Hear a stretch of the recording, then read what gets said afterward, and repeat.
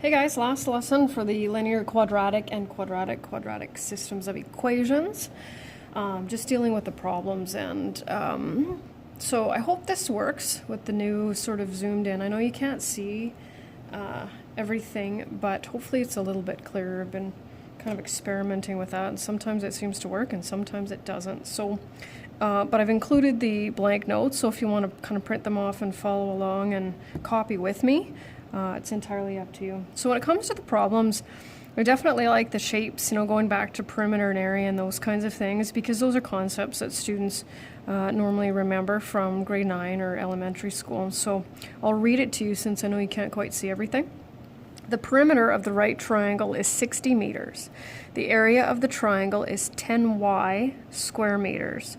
What are the values of x and y? So what we're going to look for here is the first one is we want to write a simplified expression for the perimeter in terms of x and y. And going back to perimeter, perimeter is the distance around an object, so you pick a corner, right? And of course when you're walking all around, we add sides. So we're going to add 2x plus 5x minus 1 plus y plus 14 equals 60. And of course we'll simplify that. We'll add our x's, just have the 1y deal with our constants. And so that's going to be our first equation. And then the next one is write a simplified expression for the triangle's area in terms of x and y. And I just noticed actually on this one you can't see the formula for the area of a triangle. I do have it though. Area of a triangle is base times height divided by 2. So we want to look for, I'm just going to sneak it here, area of a triangle, base times height divided by 2.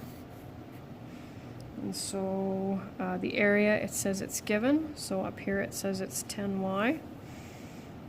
So the area is base, right? So we don't need this at all, that's the hypotenuse. Base times height. So we'll go base. So I didn't go height, I went base or height first, but that's okay.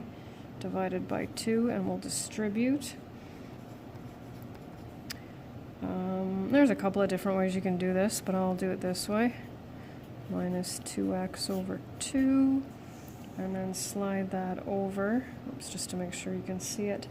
10y, and so this goes back to grade 9, dividing 2 into that. 5x squared. And that divided by that is x. So now we have our two equations. And so it says write a system of equations and solve the system. And then really what we're looking for now, it says what are the dimensions of the triangles. So we have our perimeter equation as well as our area. And when it comes to problems, every time you come across a problem, this is where you get to choose, right? So of course nobody would graph it, I don't think. But your options, of course, are substitution and elimination. And so I would analyze this and I'd look at this one and say, okay, you know what, I can get y by itself here. So what I'm going to do is isolate y here and substitute that expression in here and solve it. And so I'm going to move the 7x over there and the 13. So I get that, whoops, 47. I'm going to take this expression and substitute it in place of that y. So 10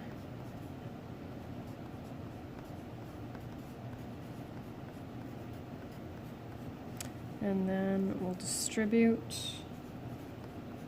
And of course, we're going to want this to be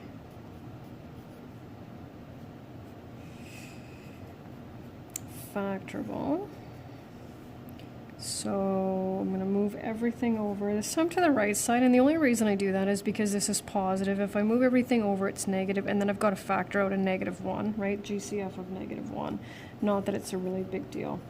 So I'll tell you this, to be honest with you, I'll tell you this is factorable because it is.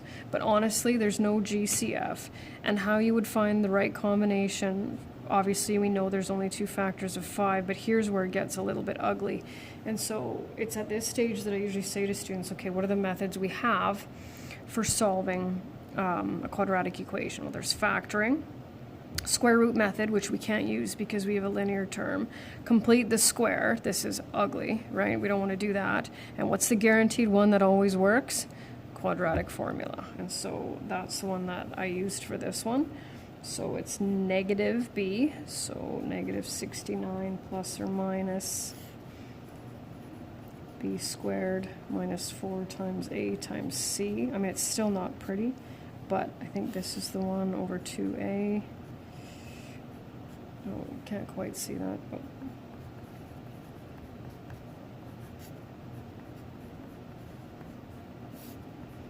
okay, and we already know, right, remember the discriminant, we know that this is going to give us rational roots, so I'm going to bring that over here.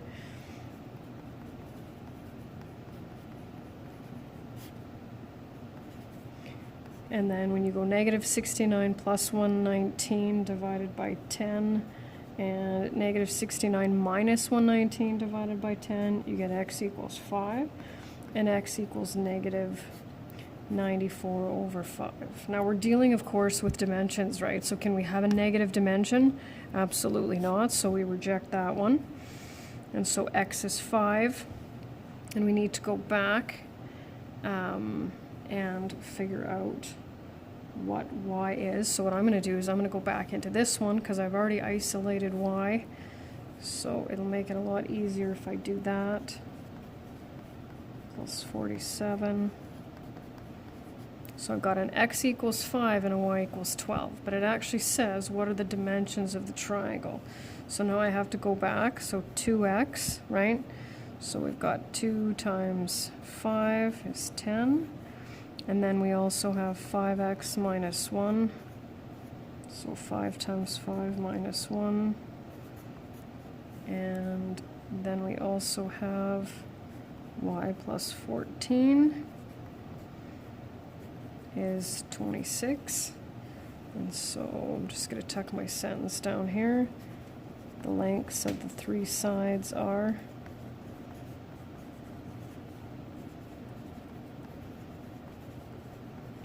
and don't forget, if we look back at the question, it says that the perimeter is 60 meters, so we want to go 10 meters, 24 meters, and 26 meters.